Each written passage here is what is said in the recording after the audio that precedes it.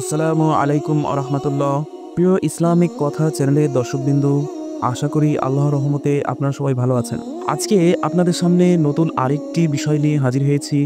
আজকের বিষয়টি হচ্ছে জিলহজ মাস ও জিলহজ মাসের প্রথম দশক, কিছু আমল ও ফজিলত। হিজরি সর্বশেষ মাস জিলহজ, হজ ও কুরবানির মাস নামে পরিচিত এই মাসটি ইসলামী শরিয়তে অত্যন্ত ফজিলতপূর্ণ।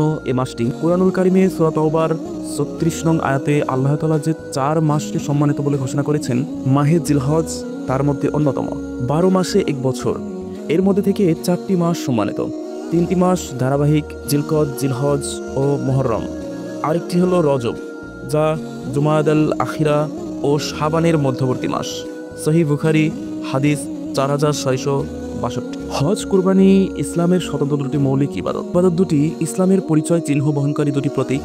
ইবাদত দুটি সংগঠিত হয় এ মাসে, আর হজের দিকে সমন্বিত করেই তো এ মাসের নামকরণ করা হয়েছে জিলহজ মাস। যেহেতু হজ ও কুরবানির স্বতন্ত্র দুটি ইবাদত, তাই এর জন্য রয়েছে স্বতন্ত্র ফজিলত, স্বতন্ত্র বিধান, আলাদা গুরুত্ব ও পৃথক মর্যাদা, যা ভিন্নভাবে আলোচনার দাবি রাখে। এ মাসের ফজিলতপূর্ণ দিবসগুলোর মধ্যে রয়েছে আশরায়ে জিলহজ তথা জিলহজের প্রথম দশক। কুরআন মাজিদে সূরা ফজরে আল্লাহ তাআলা যে 10 রজনীর শপথ করেছেন, সেই 10 হলো জিলহজের এই প্রথম দশক। হযরত আব্দুল্লাহ ইবনে আব্বাস রাদিয়াল্লাহু তাআলা, হযরত ইবনে জুবাইর রাদিয়াল্লাহু তাআলা ও মুজাহিদ রাদিয়াল্লাহু তাআলা সহ পরবর্তী অনেক মুসাফির এই মত ব্যক্ত করেছেন। রাসূল সাল্লাল্লাহু আলাইহি ওয়াসাল্লাম এই দশকের ব্যাপারে ইরশাদ করেন, আল্লাহর নিকট জিলহজের 10 দিনের নেক আমলের চেয়ে অধিক প্রিয় অন্য কোনো দিনের আমল নেই। সুনানে ইবনে দাউদ হাদিস 2438, সহিহ বুখারী হাদিস 969। বিশেষ করে এই 10 দিনের মাঝে রয়েছে ইওয়ামে আরাফা, অর্থাৎ জিলহজ মাসের 9ম তারিখ। হজের মূল দিন হচ্ছে জিলহজের 9 তারিখে ইওয়ামে আরাফা। এই দিনে বান্দার দিকে রবের রহমতের জোয়ার প্রবল বেগে ধাবিত হয়। অসংখ্য বান্দাকে তিনি এদিনে ক্ষমা করে দেন এবং জাহান্নাম থেকে মুক্তি দেন। সুবহানাল্লাহ।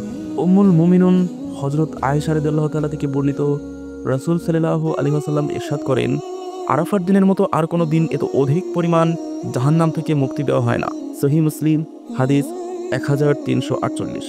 তাছাড়া এ মাসের যে দিনটি বিশেষ তাৎপর্য ধারণ করে তা হচ্ছে জিলহজের 10ম তারিখ। হাদিসের ভাষায় ইয়াউমুন নাহর। রাসূল সাল্লাল্লাহু আলাইহি সাল্লাম এই দিনের ব্যাপারে বলেন, আল্লাহ তাআলার নিকট সবচেয়ে মহিমান্বিত দিন হচ্ছে ইয়াউমুন নাহর তথা কুরবানির দিন। সুনানে আবু দাউদ হাদিস 1765। আল্লাহ তাআলা এই দিনটিকে মুসলমানের জন্য ঈদ সাব্যস্ত করেছেন।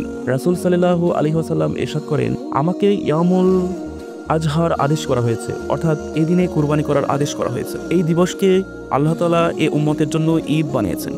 মুসনাদে আহমদ হাদিস 6575। অতএব আশরায়ে জিলহজ, হজ, কুরবানি ও ইয়াউমুন আরাফা, ইয়াউমুন তাশরিক প্রভৃতি সমূহে কল্যাণে বেষ্টিত একটি মাস জিলহজ মাস। কাজেই এ মাসের খায়ের ও বরকত হাসিল করার ব্যাপারে ইমানদারগণ সজাগ ও সতর্ক থাকে। আমলে নেকি ও কল্যাণের মাধ্যমে এ মাসে বরকতময় দিনগুলোকে প্রাণবন্ত রাখার মাঝেই সে সফলতা খুঁজে পায়। এ মাসের কিছু আমল, যেহেতু এ মাস বরকতময় একটি মাস, তাই সংক্ষিপ্তভাবে এর বিশেষ কিছু আমলের কথা আমরা জানব।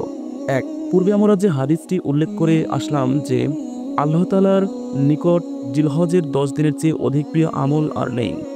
কাজেই আমরা এই দিনগুলিতে ইবাদত বন্দেগীর প্রতি অধিক মনোযোগ হব। ইবাদতের মাত্রা ও পরিমাণ বাড়িয়ে দেই।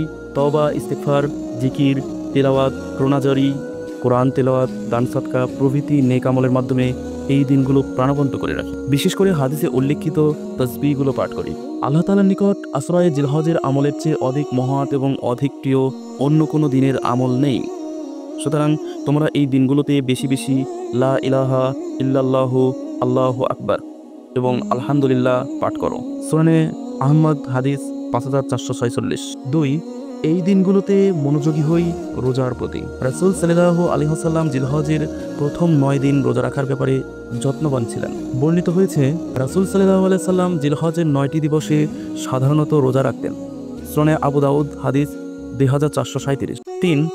বিশেষ করে 9 তারিখ ইওয়ামে আরাফাকে বিশেষ গুরুত্বের সাথে আমলে নেওয়া চাই।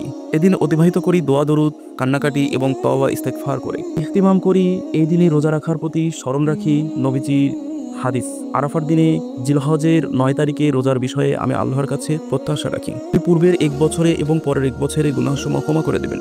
সহিহ মুসলিম হাদিস 1162। 4, এছাড়া এ দশকের একটি বিশেষ আমল হলো জিলহজের চাঁদটা থেকে নিয়ে কোরবানি করা পর্যন্ত নখ চুল না কাটা না ছাটা। এতে একদিকে হাজি সাহেবানের সাথে এরকম সাদৃশ্য প্রকাশ পায়, পাশাপাশি এ রয়েছে বিশেষ ফজিলত।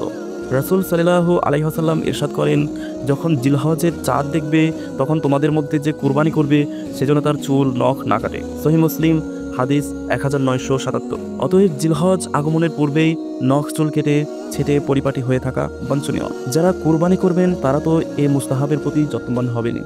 আর অন্যান্য বর্ণনা নিরিখে এও বুঝে আসে যারা কুরবানি করবেন না তারাও ফজিলতপূর্ণ এ আমলে শরীক হতে পারেন। এমনকি বাচ্চাদেরকেও অভিভাবকগণ চুল নখ কাটা থেকে বিরত রাখতে পারেন, এতেও ইনশাআল্লাহ সওয়াব হাসিল হবে। সুনানে আবু দাউদ হাদিস 2789। 5, জিলহজ মাস হচ্ছে হজ ও কুরবানির আদায়ের মাস।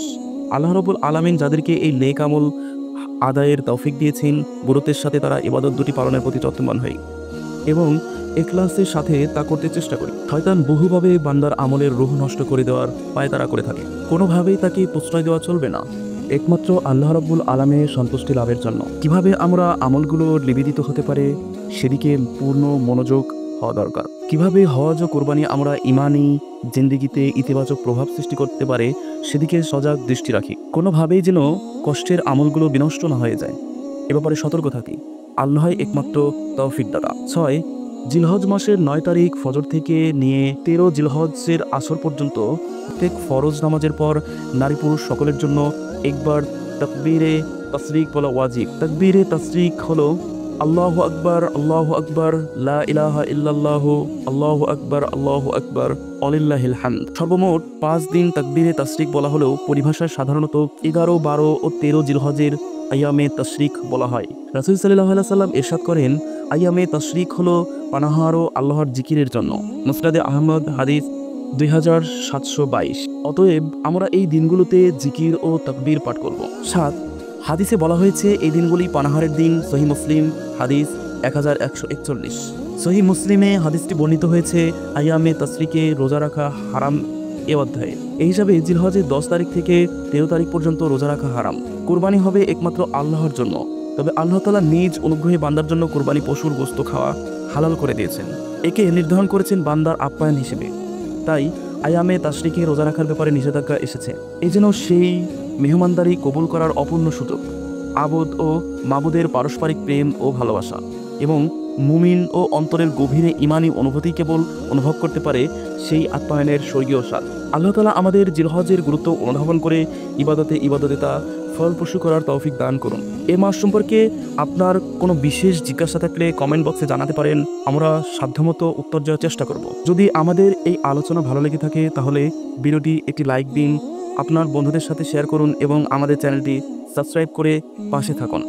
ইতিমধ্যে যারা আমাদের চ্যানেলটি সাবস্ক্রাইব করেছেন তাদেরকে অন্তরের অন্তঃস্থল থেকে অসংখ্য ধন্যবাদ। খুব শীঘ্রই আমরা নতুন একটি ইসলামিক বিষয় নিয়ে আপনাদের সামনে হাজির হব। ততক্ষণ পর্যন্ত সবাই ভালো থাকুন, সুস্থ থাকুন এবং আল্লাহর ইবাদতে মশগুল থাকুন। আল্লাহ হাফেজ।